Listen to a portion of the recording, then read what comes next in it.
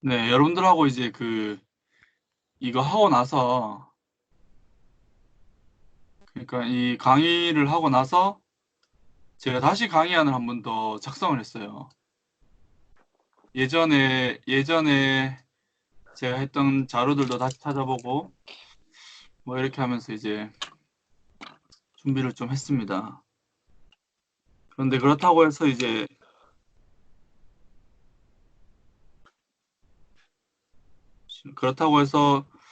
뭐 이걸 또다시 강의할 수는 없고, 그렇겠죠. 그래도 그냥 다시 한번 좀 대략 뭐 우리가 뭐 어떤 것들을 이야기했는지를 살펴보고 좀 뭐 이렇게 이제 다음 내용들 좀 이야기하면 좋을 것 같네요. 네, 그래서 여기 보시면 이제 보이시죠? 네, 네, 조금 더 크게 할까?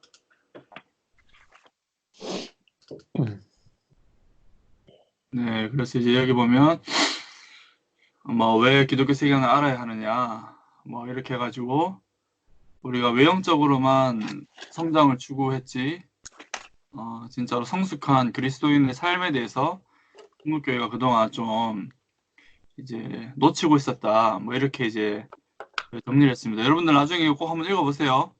네, 제가 네. 이제 여기 강의 하나 올려드렸거든요. 그래서 이제 신앙이라고 하는 것은 어떤 행동으로만 우리가 확인되는 것은 아니다. 제가 이렇게 이제 정리했습니다. 그래서 우리의 마음, 우리의 감정, 우리의 열정의 방향, 판단 기준, 뭐 이제 그에서 비롯되는 모든 것이 그리스도 안에서 있다는 것을 확인했을 때, 우리 신앙을 확인할 수 있다고 제가 했습니다. 그래서 항상 그리고 모든 상황 가운데 우리가 신앙인으로 살아가는 것이 중요하겠죠. 그래서 기독교 세계관이라고 하는 것은 이제 모든 상황에서 그리고 어쨌든 간 종교적인 영역뿐만 아니라 세속적인 영역이든지 간에 모든 상황에 대한 종합적인 하나의 이제 사고 체계 또는 관점 그것을 이야기합니다. 그래서 기독교 세계관을 공부하는 이유는 이제 이렇게 모든 상황에서 그리고 모든 것이 그리스도 안에 있도록 하기 위해서 우리가 세계관을 공부한다고 이야기할 수 있습니다.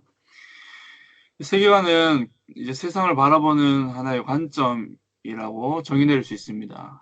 그런데 여러분, 종교개혁 시대에는 그 세계관에 대한 그 연구 이런 것들이 필요하지가 않았어요.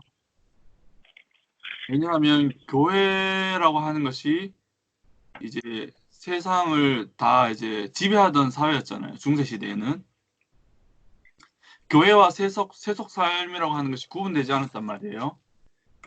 이제 그러니까 곧 신앙이 곧 삶으로 이어진다든지 교회 생활과 삶이라고 하는 것이 물론 이제 뭐 이원론적으로 구분될 수는 있겠지만 이제 세속 학문에 대한 뭐 연구라든지 이런 것들이 적극적으로 요구되지는 않았던 시대였습니다.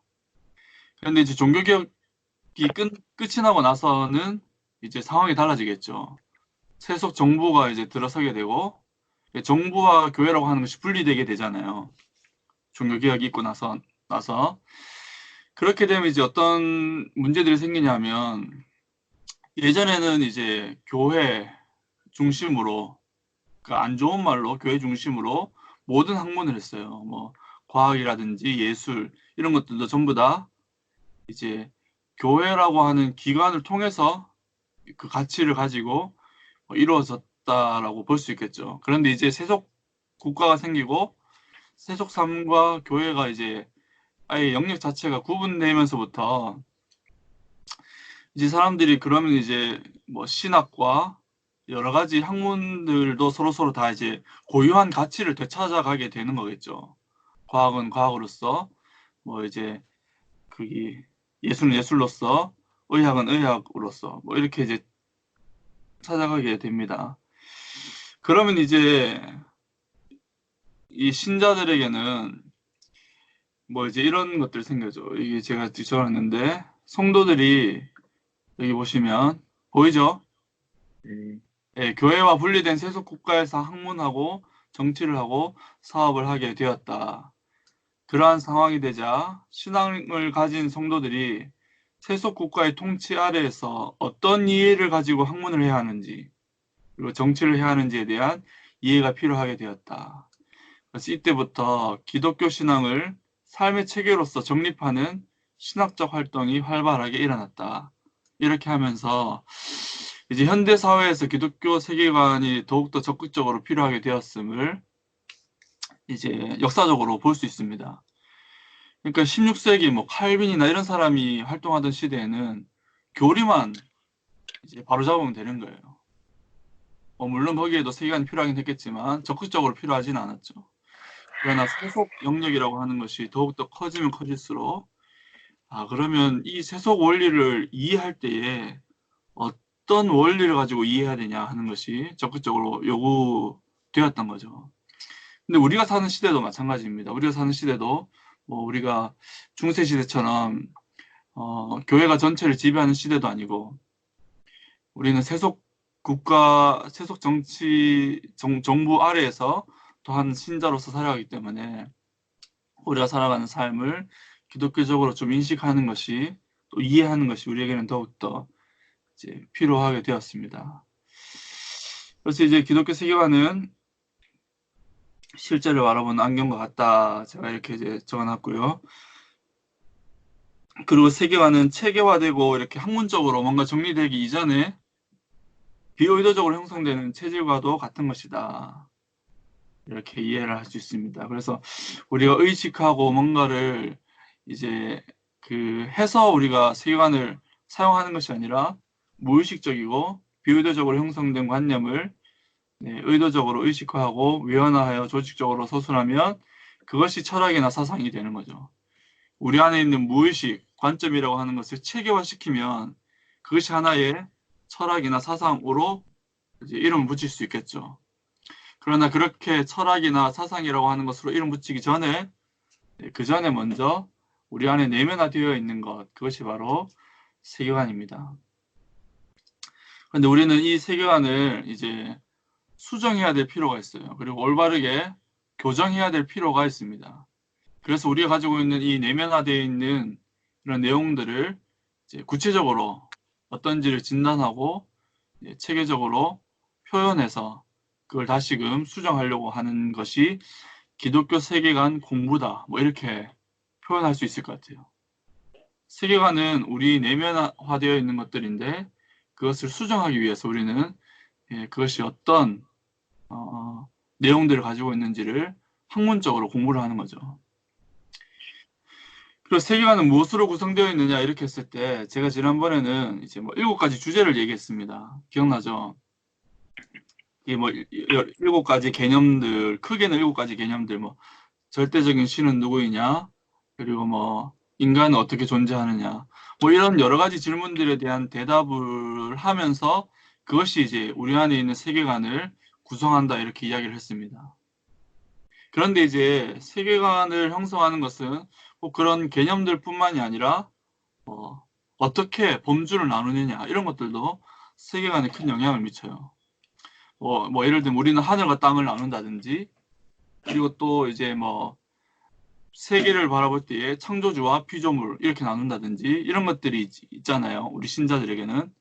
그런데 뭐 유물론자들은 어떻게 나눌까요?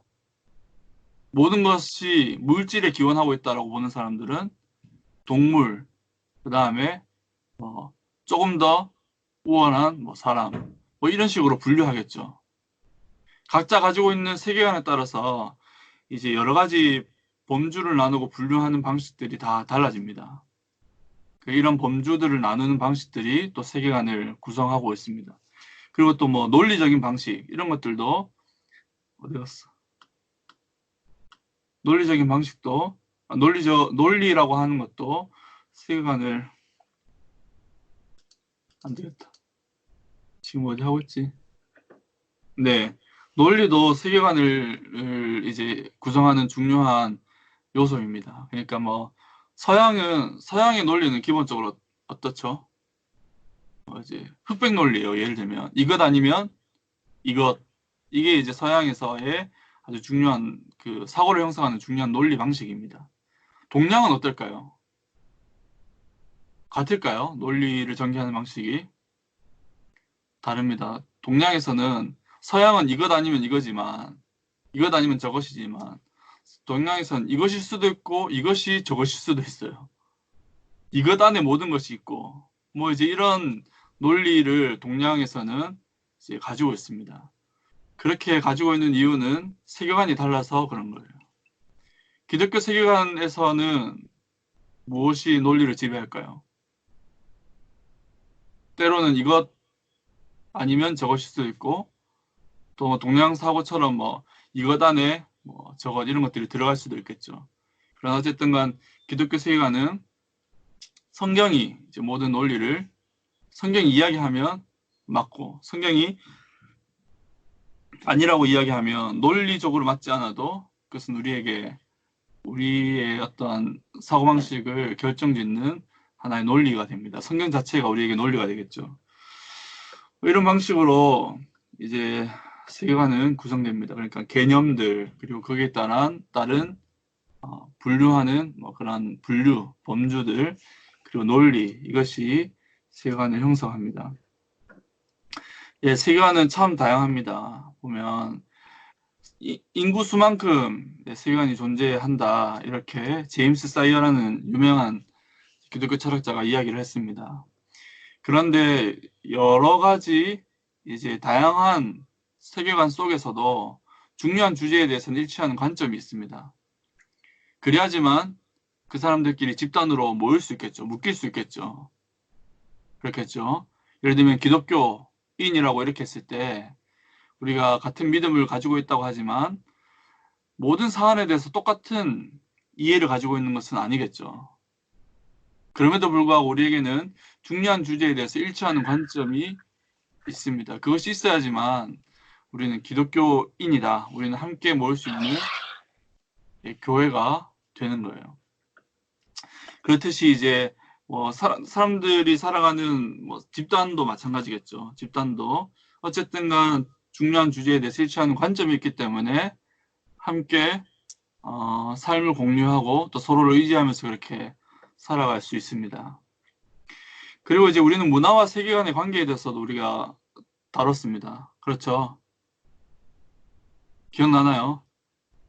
네, 근데 문화라고 하는 것은 네, 이런 행동 양식에 의해서 이제 형성되겠죠. 여러 가지 행동, 그러니까 행동 방식, 행동 양식이라고 하는 것이 곧 이제 문화를 형성합니다. 그러나 행동 양식을 이제 만드는 것은 가치 체계이고, 그리고 그 가치 체계를 만드는 것은 네, 세계관입니다. 그래서 세계관이 네, 문화를 이루고 있음을 우리는 기억해야 됩니다. 이거 달았습니다. 맞죠? 네, 그리고 지금 우리가 살아가고 있는 이 문화, 그리고 이 문화를 이루고 있는 이 세계관이라고 하는 것은 이제 어떠한 것인가를 우리가 좀 생각을 해야 되겠죠. 그런데 우리는 타락한 세상 속에서 살아가고 있습니다. 그럼 타락한 세상 속에서의 세계관과 문화는 무엇에 의해서 이제 어떤 요소로 구성되는가 이렇게 했을 때 세 가지를 우리가 생각해야 됩니다. 우리가 살아가는 이 세상은 일반 계시에 대한 일반 은총에 대한 반응 그리고 인간의 죄성과 반역성의 반영 그러니까 인간의 죄성이 문화를 이제 이루는 거죠. 그러나 또 한편으로 하나님의 일반 은총에 의해서 문화가 형성되기도 합니다.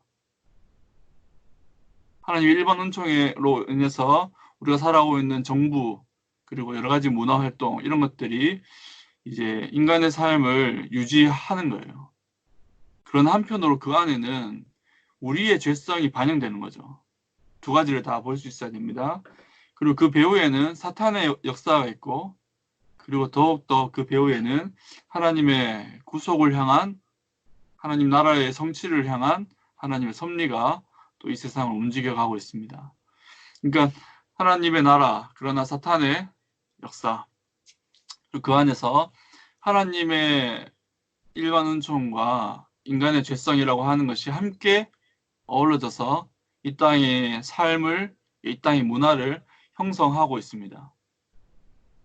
아시겠죠? 그러니까 우리가 이러한 세상 속에서, 이러한 문화 속에서 살아가고 있다라고 하는 것을 우리가 좀 이해해야 될 필요가 있고요.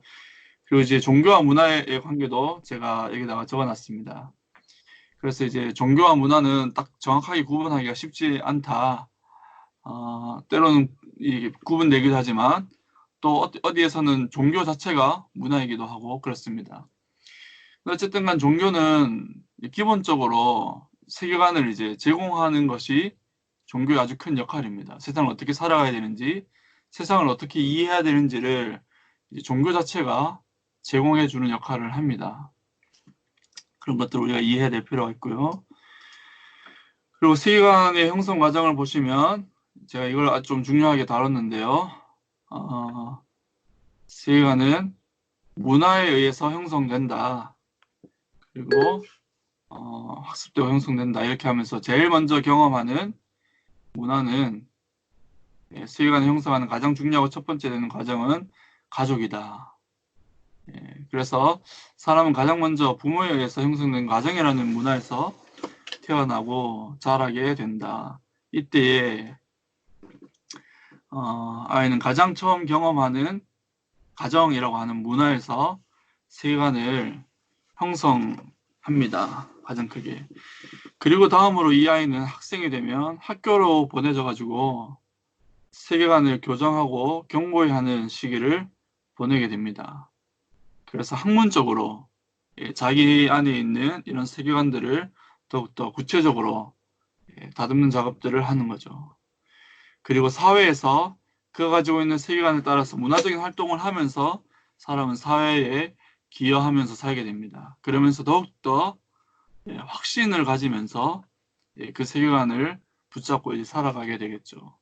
세계관의 형성 과정, 가정과 학교와 사회 이렇게 우리가 좀 봐야 되고요.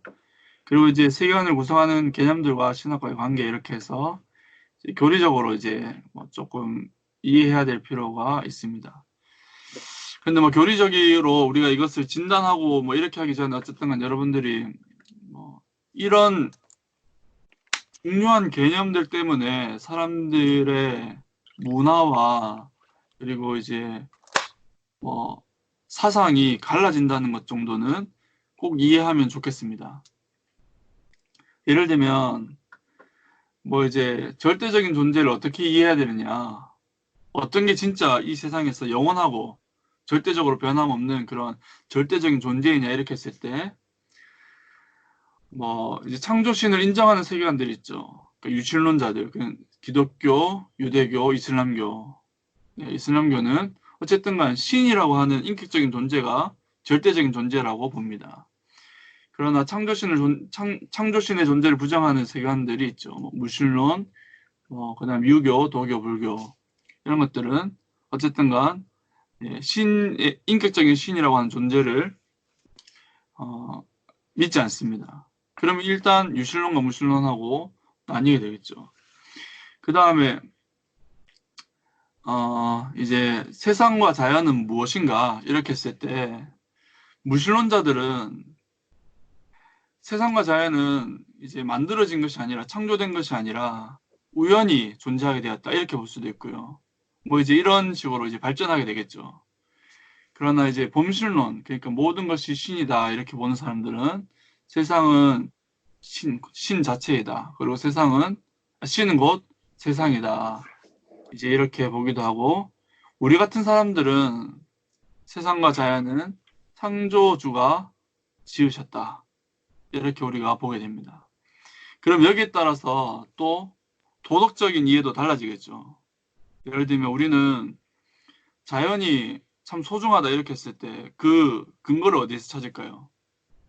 하나님의 창조에서 찾겠죠. 그러나 뭐 유물론자들 또는 무신론자들은 도덕적인 가치가 있을 수가 없어요. 왜냐하면 한낱 물질에 불과하잖아요. 그래서 제가 지난주에 이렇게 얘기했는지도 모르겠는데 자살하는 사람도 많습니다. 이런 유물론적 세계관 안에서는 자살하는 게 큰 도덕적인 책임을 가지지 않아요. 그냥 다른 사람에게 불편함만 주지 않으면 괜찮은 그런 도덕성을 무신론자들은 가지게 됩니다. 어쩔 수 없이. 어쨌든 간 이렇게 이제 여러 가지 그 문제에 대한 답에 따라서 세계관이 이렇게 점점 꼽히게 되는 거예요. 다양한 세계관으로. 그래서 여러분들이 경험하고 있는 문화, 그 문화 이면에는 어떤 세계관들이 작동하고 있는지 여러분들이 좀 이해할 필요가 있습니다.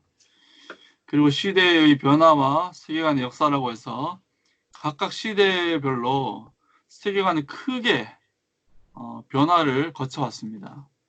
그래서 이제 원시 시대에는 이 세상을 어떻게 이해했고, 고대 시대에는 어떻게 이해를 했고, 근대 시대에는, 중세 시대에는 어떻게 이해했고, 근대 이후에 현대, 우리가 살아가고 있는 이 세상에서 세상에 있는 사람들 그리고 문화는 어떤 세계관을 가지고 문화를 이루고 있는지, 그래서 우리는 어떤 세계관 바탕에서 살아가고 있는지를 우리가 살펴보았습니다. 그래서 지금 사람들은 이제 제가 뭐 여기 보시면 이렇게 적었어요. 사람들은 더 이상 어떤 그 찬란한 미래를 꿈꾸지 않는다. 그러니까 좋은 이상적인 미래를 꿈꾸지 않습니다. 높은 이상을 쫓아서 달려가는 것이 아니라 지금 이 순간 내가 가질 수 있고 누릴 수 있는 것이 무엇이냐에 현대인들은 관심을 가지고 있습니다. 이거는 여러분 그냥 이건 어쨌든 철학자들이 공통적으로 이야기하고 있는 현대에 대한 진단입니다, 여러분. 아시겠죠? 그냥 철학자들, 사상가들이 진단하고 있는 현대에 대한 이해예요. 그래서 즉 자기 자신을 중심으로 바깥 세상에 있는 다른 모든 것들을 이해하고 있는 것이 오늘날의 사람들의 어떤 오늘날 사회의 시대 정신입니다. 자기 자신을 중심으로 바깥 세상 모두를 이해하게 되었으며 가치를 설정하게 되었다. 네, 그게 오늘날의 시대입니다. 그래서 우리는 어떻게 해야 되느냐 이렇게 했을 때 일단 이제 세계관은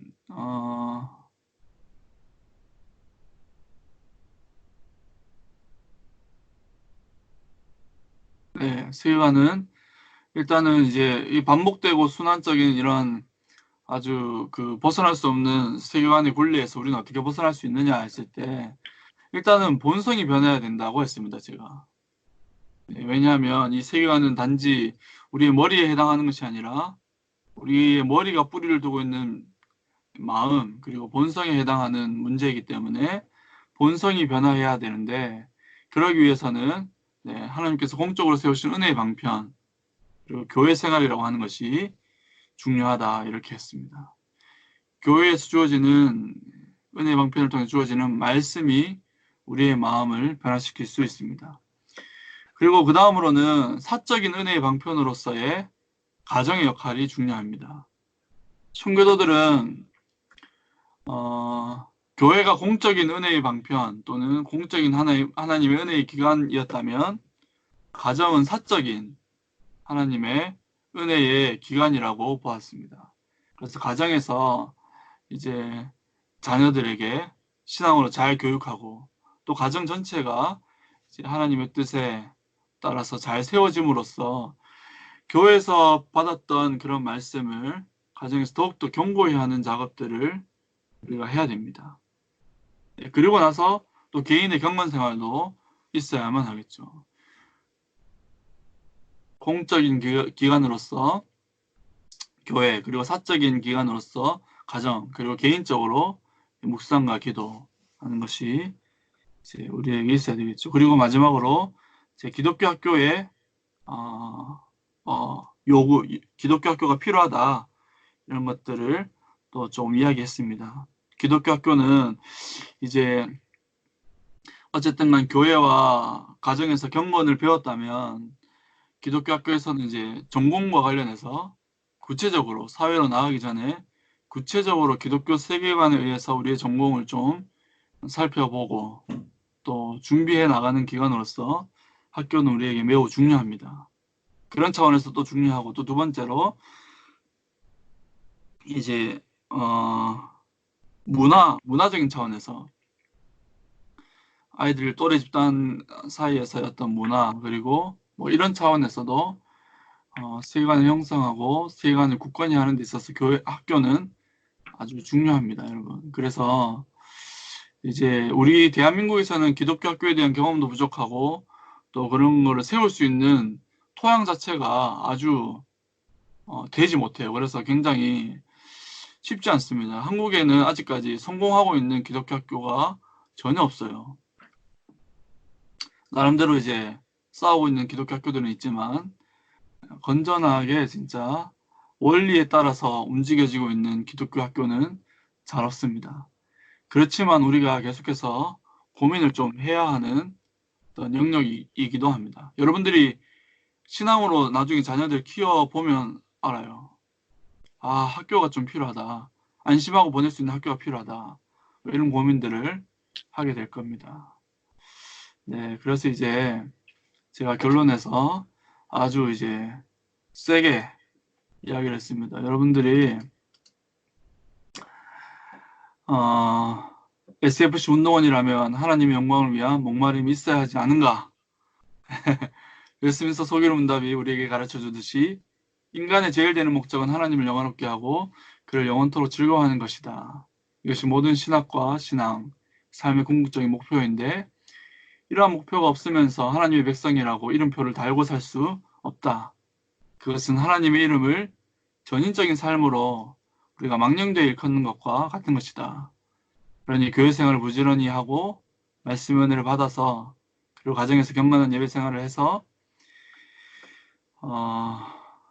그리고 그러한 가정이 있지 않다면 그런 가정을 세우기 위해서 기도하고 준비해야 한다. 그리고 묵상과 기도해야 된다.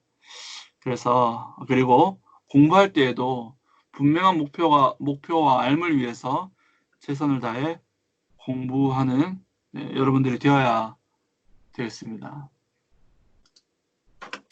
네, 그래서 네, 지난 시간 간략하게 뭐 이제 정리했습니다. 30분 지났는데 여러분 이거 나중에 어쨌든 한번 읽어보세요. 아시겠죠? 네. 네, 그럼 오늘은 어쨌든 간 이제 우리가 기독교 세계관을 살펴보는 이유는 우리의 문화 활동과 관련되는 거예요. 그렇겠죠. 우리가 뭐 저기 산에서 살아간다면 이제 뭐 그런 잠깐만 오늘 강의를 우리가 저기 산에서 살아간다면 필요가 없겠죠. 세계관을 이해해야 될 필요가 없습니다. 그런데 우리가 어쨌든 간 이런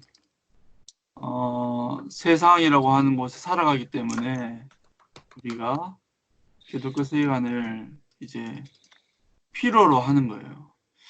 그래서 저는 오늘은 이제 뭐 시간이 많진 않고 문화와 우리의 관계를 조금 생각해 보려고 합니다. 그러니까 적극적으로 이런 영역에서 어떻게 해야 되느냐를 살펴보기 전에 문화와 그리스도인의 관계를 생각하려고 합니다. 네. 여러분, 문화와 우리의 관계를, 문화에 대한 우리의 역할, 그것을 생각할 때에 고려해야 되는 것 세 가지가 있어요. 첫 번째로는 율법입니다. 율법. 네. 왜냐하면 율법은 무엇이죠? 우리 삶의 규범이잖아요. 그렇죠? 네, 율법의 세 가지 용도 이렇게 했을 때 그 중에서 가장 중요한 용도가 신자의 삶의 규범입니다. 그러니까 이것은 단지 교회에서뿐만 아니라 모든 삶의 규범이기 때문에 우리가 이 세상에서 살아갈 때에 이 율법의 정신을 따라서 이 율법을 잘 지키면서 살아가야 한다는 것을 절대 잊으면 안 됩니다. 여러분들이 여러 가지 문화에서 이제 문화의 와의 관계 속에서 고민이 들 때가 있잖아요. 예를 들면 술 문화 아니면은 뭐 노래방을 간다. 뭐 요즘에는 그런 고민들을 안 하겠지만 내가 노래방 가서 막 이렇게 놀아도 되는가? 클럽 가도 되는가? 술만 안 마시면 되지. 가서 그냥 클럽에서 그냥 음악 듣고 노래 부르고 춤추는 건 뭐가 잘못됐냐? 이렇게 하는 고민이 들 수도 있잖아요. 담배 어떻게 해야 되냐? 성경에 담배 이야기도 나와 있지도 않은데 담배는 그러면 어떻게 해야 되느냐? 이런 고민들이 들 때 가장 먼저 여러분들이 뭐를 가지고 그 문제들을 해결해야 되냐면 율법입니다. 율법. 10계명. 이 10계명으로 여러분들의 삶에 대한 모든 고민들을 이제 좀 해결해야 돼요.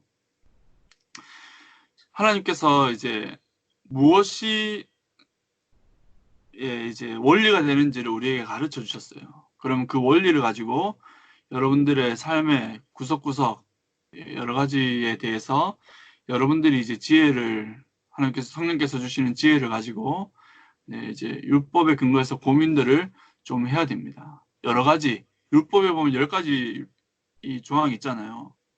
그 모든 율법의 이제 요약인데 이 10가지 원리를 다 동원해가지고 한 가지 문제를 좀 고민하면서 풀어갈 수 있습니다. 그래서 율법에 대한 율법이라고 하는 것을 반드시 기억해야 됩니다. 어떤 문화에 속하든지 간에 여러분들은 그 율법을 지키는 사람으로서 살아야 합니다. 그리고 두 번째로 은총. 아까도 이야기했지만 이 세상은 그리고 이 문화는 하나님의 은총에 기반해서 세워집니다. 세속사회를 유지하는 하나님의 은총이 있어요. 그걸 우리는 일반 은총이라고 하는데요. 하나님께서는 일반적으로 모두에게 은혜를 베푸시고 그 은혜 위에서 사람들이 살아갈 수 있도록 하나님께서는 보편적인 은혜를 베풀어 주십니다.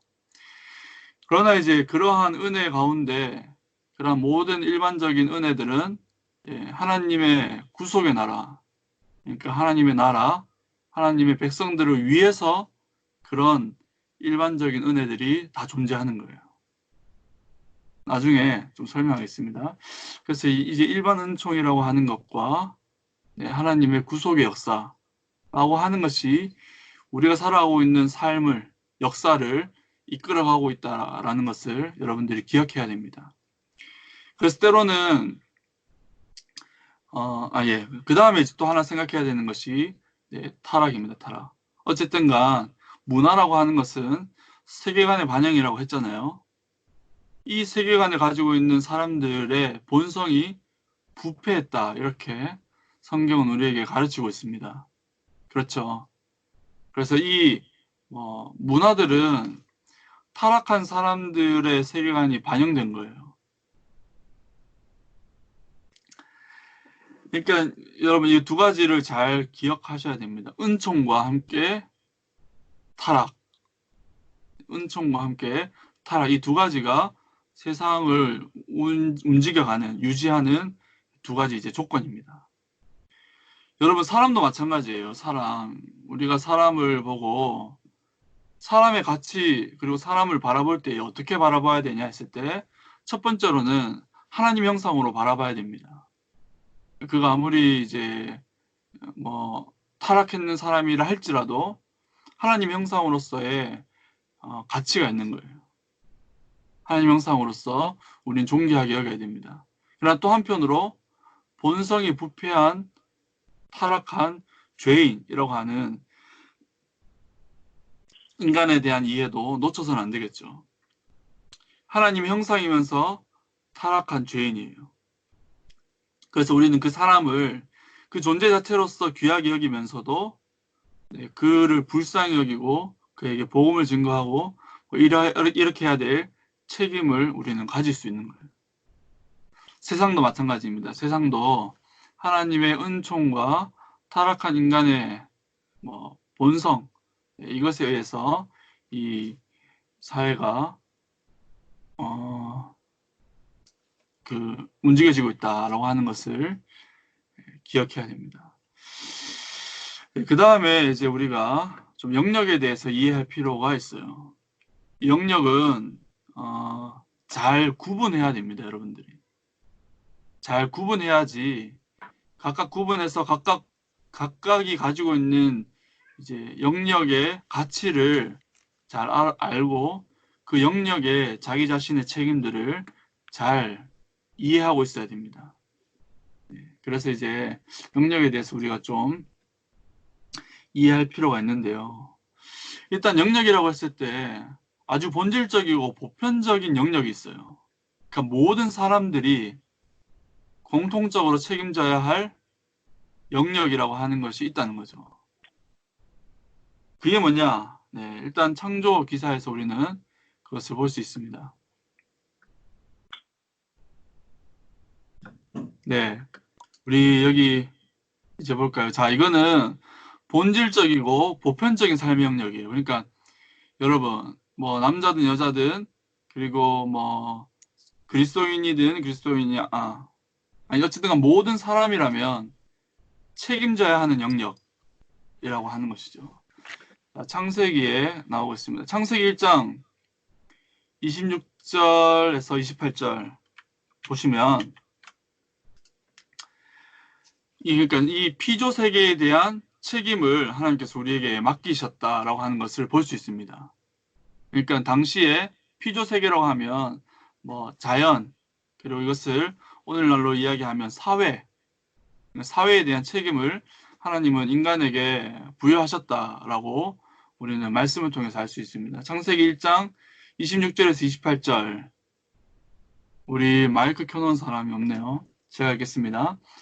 하나님이 이르시되 우리 형상을 따라 우리의 모양대로 우리가 사람을 만들고 그들로 바다의 물고기와 하늘의 새와 가축과 온 땅과 땅에 있는 모든 것을 다스리게 하자 하시고 그 다음에 또 밑에도 보시면 생육하고 번성하여 땅에 충만하라 땅을 정복하라 바다의 물고기와 하늘의 새와 땅에 움직이는 모든 생물을 다스리라 하시면서 어쨌든 간 물고기와 하늘의 새와 모든 피조물에 대한 어떤 역할을 하나님께서는 인간에게 주셨습니다.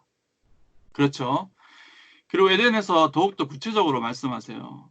뭐라고 이야기하시냐면 여호와 하나님이 땅에 비를 내리지 아니하셨고 땅을 갈 사람도 없었으므로 들에는 초목이 아직 없었고 밭에는 채소가 나지 아니하였으며 그러니까 하나님께서 천지를 창조하셨는데 경작할 사람이 있어야지 이 모든 식물과 동물의 생육하고 번성하는 것들이 이루어질 수 있음을 보여주는 거예요.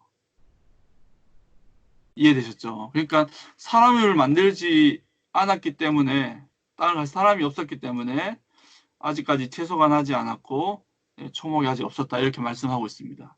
그래서 뭐라고 이야기하시냐면 사람을 지으시죠. 땅에 사람을 지으셨다 이렇게 이야기하시고 하나님이 에덴의 동산을 창설하시고 사람을 거기에 두시며 그리고 그에게 이제 그 땅을 경작하며 여기 보시면 사람을 여기 한 번 더 그래서 경작하며 지키게 하셨다 이렇게 말씀하고 있습니다.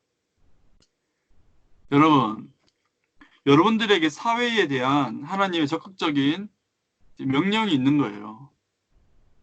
여러분들을 향해서 이 땅에 대한 그리고 자연 만물에 대한 의무와 명령을 하나님께서 여러분들에게 주셨습니다.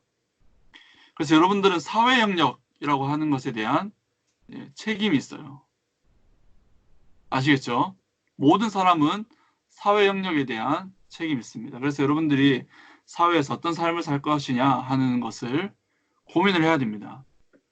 그 다음에 보시면 2장 16절, 17절 보시면 여호와 하나님이 그 사람에게 명하여 이르시되 동산 각종 나무의 열매는 네가 임의로 먹되 선악을 알게 하는 나무의 열매는 먹지 말라. 네가 먹는 날에는 반드시 죽으리라 하시니 이렇게 말씀하시면서 하나님께서 아담과 언약을 맺으십니다. 그러니까 이 언약이라고 하는 것은 어떻게 보면 신앙적인 의무, 그리고 종교적인 의무라고 할 수 있어요. 지금으로서 이야기하면 어떤 우리의 교회 생활과도 마찬가지겠죠. 이건 나중에 타락 이후에 더욱더 분명해집니다. 어쨌든 간 이 인간은 자연에 대해서 사회라고 하는 영역에 대해서만 책임 있는 것이 아니라 하나님의 법이라고 하는 하나님 앞에서 지켜야 할 또 의무도 하나님께서 주셨어요. 그렇죠? 네. 고개 끄덕끄덕 너무 감사합니다. 그리고 또 가정이라고 하는 것 하나님께서 책임을 하나님께서 지어주셨습니다. 이제 여기 보시면 남자와 여자를 창조하시고 그리고 그들에게 복을 주시며 생육하고 번성하여 땅에 충만하라 이렇게 하시면서 명령을 주셨어요. 그러니까 하나님께서 사회적인 책임을 주실 때 누구에게 주셨냐? 가정에게 주신 거예요. 한 개인에게 주셨다가 아니라 가정을 최소 단위로 해서 그 사회적 명령을 주셨다는 거예요.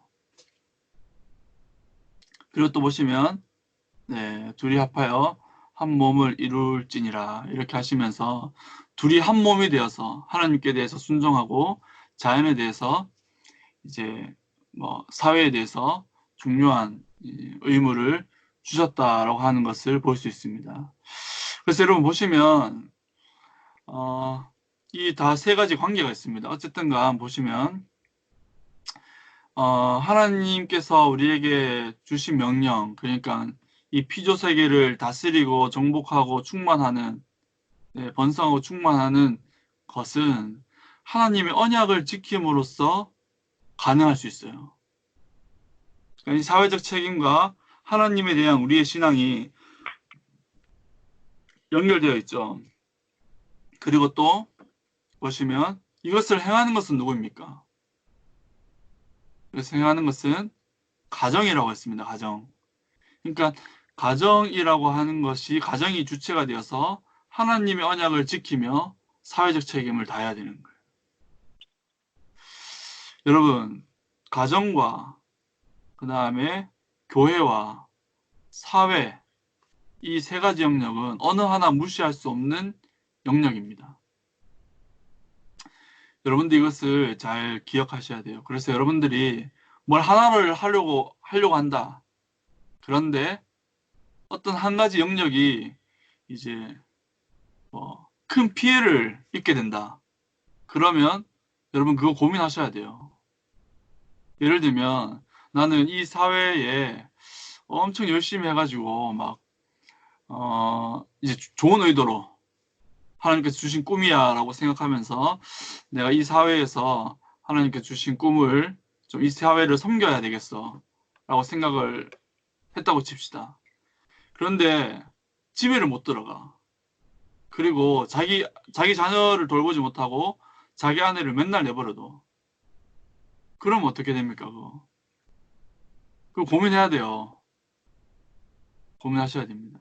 그리고 반대로 나는 가정이 중요해 이렇게 하면서 자기 가정 때문에 모든 사회적 책임들을 외면하면 어떻게 될까요? 그것 또한 그냥 이기적인 하나의 행동이 되겠죠. 그리고 예를 들면 교회가 중요해 이렇게 하면서 교회 맨날 충성하면서 가정 내팽개치면 어떻게 될까요? 네, 그것도 하나님께서 기뻐하시는 것이 아니에요. 그래서 저는 이제 결혼할 때 우리 아내한테 그랬어요. 교회를 자꾸 세우고 교회를 이제 교회 중심 이렇게 이야기를 하면서 자꾸 이제 너를 이제 우리 아내에 대해서 그리고 우리 자녀들에 대해서 너무 이제 피해를 주는 그런 교회라면 내가 교회를 그만두고 교회를 옮기겠다. 왜냐하면 나는 교회와 함께 가정이 중요하다라고 우리 아내한테 말한 적이 있습니다. 그게 이제 내가 우리 가정에 대한 이기적인 욕심 때문이 아니라 하나님의 명령이라고 생각을 하는 거예요. 여러분들도 마찬가지예요. 여러분들도 건강한 가정, 그리고 사회에 대한 책임, 그리고 교회라고 한 이 세 가지 영역을 여러분들이 잘 채워가야 할 책임이 있다는 사실을 기억하세요. 그리고 이 세 가지에 대한 여러분들의 역할은 각자 다를 것입니다. 그런데 여러분, 이것이 가장 이제 본질적이고 보편적인 이제 영역이라고 했어요. 책임이라고 했습니다. 그런데 이 크게 세 가지 영역 아래에 또 하위 영역들이 있어요. 뭐 예를 들면 이제 피조세계를 섬긴다 이렇게 했을 때요. 구체적으로 어떻게 섬겨야 되는지를 우리가 좀 생각해 봐야 되겠죠. 그런데 하나님께서 이제 피조세계를 창조하신 것을 한번 생각해 보세요. 보시면 각각 다른 날을 만드시고 각각 다른 목적대로 만드셨어요. 그렇죠? 그리고 다른 역할을 통해서 각각 이 피조 세계에서 하나님의 영광을 드러내도록 하셨어요. 그래서 보시면 뭐 이제 채소와 이제 이거는 이제 생물에 대한 건데 씨 맺는 채소와 각기 종류대로 씨 가진 열매 맺는 나무를 내라 하시니 그러니까 종류대로 만드셨다 이렇게 하시죠. 그리고 여기 이제 풀과 네 그러니까 종류대로 열매 맺는 나무를 내니 하나님 보시기에 좋았더라 이렇게 말씀하시고요. 뭐야 한 게 없었네.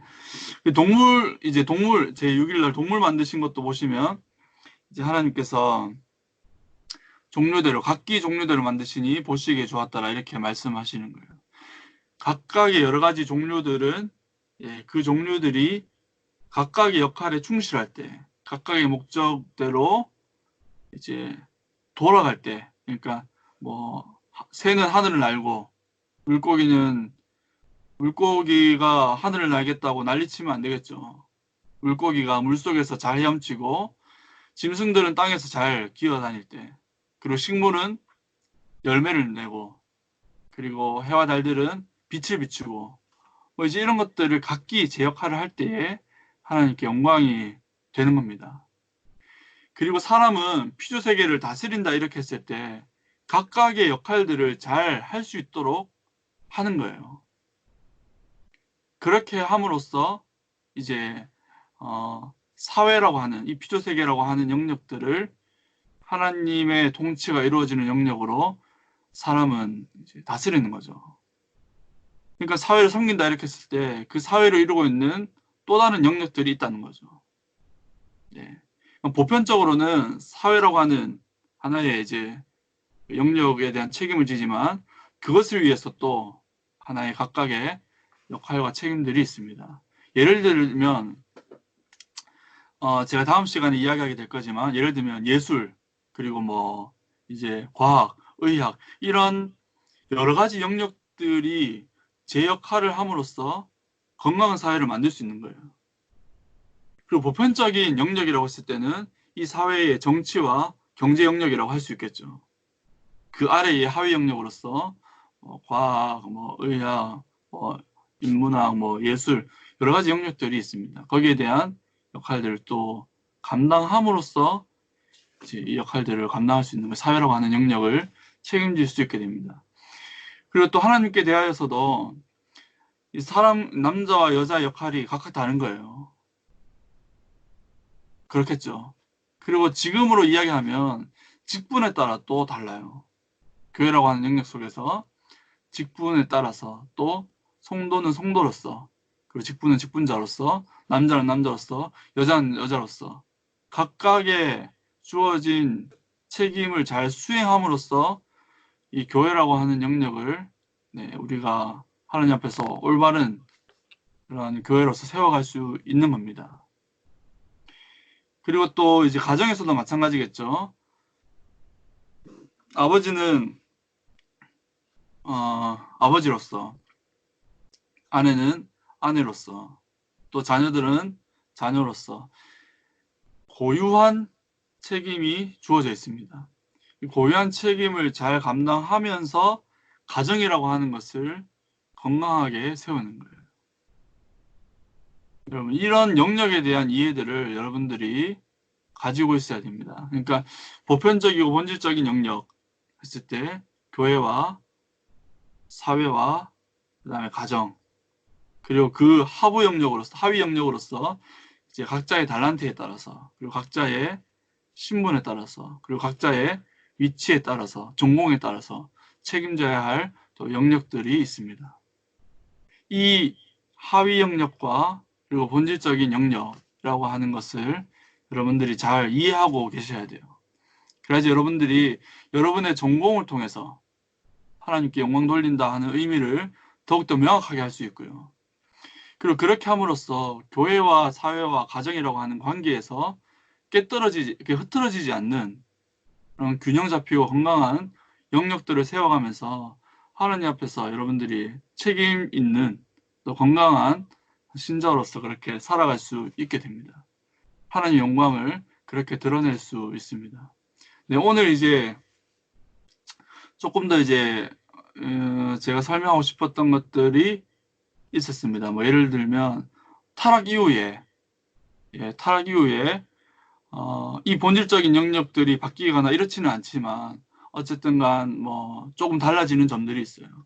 제가 다루지 않았는데 이런 부분들은 제가 다음 달에 다루도록 하겠습니다. 오늘 배운 거는 문화와 여러분들의 관계라고 했을 때 이 세 가지 율법과 은총과 타락 이 세 가지가 항상 고려돼야 된다 라고 했습니다. 그리고 이 세상은 이런 이제 영역들 그러니까 고유한 영역이 함께 하나님 앞에서 조화를 이루면서 하나님 영광을 나타내는데 그러기 위해서 영역에 대한 구분들 그리고 본질적이고 그리고 그 밑에 하위 영역에 대한 좀 구분들도 여러분들이 하셔야 되고 각각의 영역에서 나는 어떠한 책임을 감당해야 되느냐 하는 것들을 여러분들이 좀 기억하셔야 됩니다. 왜냐하면 제가 이런 거를 진짜 많이 봤어요. 뭐 예를 들면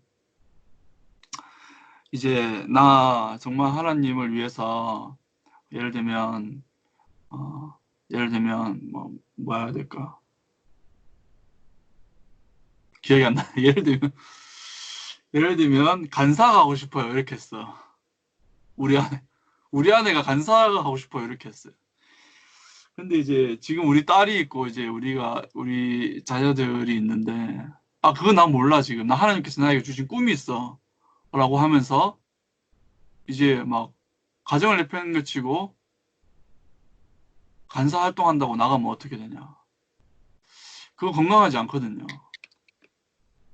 그리고 또 이제 이런 거 있어요. 뭐 예를 들면 여자들이 가장 크게 느낄 수 있는 부분인데 남자는 사회생활하고 왜 여자는 사회생활 못하냐 여자에게도 사회에 대한 책임을 하나님께서 다 주신 거 아니냐 이렇게 생각할 수 있겠죠.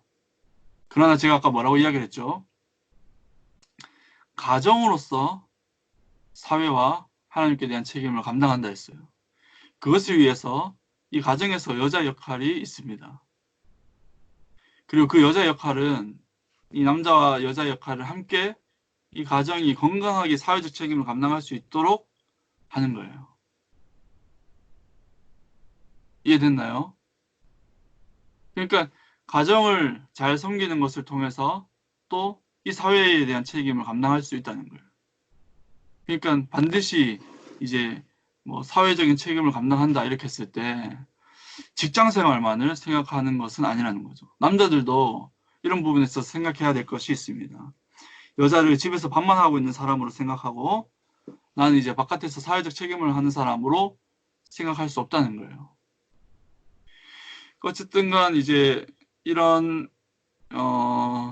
건강한 이해를 가지고 여러분들이 가정과 사회생활을 하려면 이제 함께 이루어야 하는 영역 그리고 각자에게 주어진 책임 그런 것들을 좀 고려하고 고민해야 됩니다. 그렇게 할 때에 여러분의 인생이 괴롭지 않습니다, 여러분.